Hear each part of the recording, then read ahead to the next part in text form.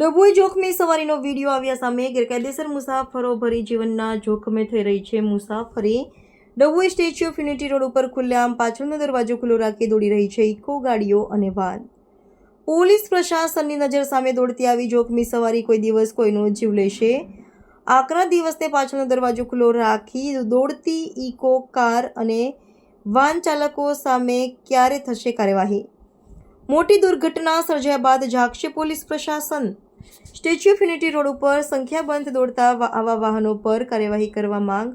જોખમી સવારીનો વિડીયો સપ્તાહ પૂર્વે રાહદારીઓએ પોતાના કેમેરામાં કેદ કર્યો। સીએનજી ટેન્ક ઉપર બેઠેલા મુસાફરો અને દરવાજો ખુલ્લો નજરે પડી રહ્યો છે। પોલીસ પ્રશાસન આવા વાહન ચાલકો સામે ક્યારે કરશે કાર્યવાહી તેવી ચર્ચાએ જોર પકડ્યું છે। રિપોર્ટર મીત તમાચી, શિનોર સમાચાર ન્યૂઝ, ડભોઈ।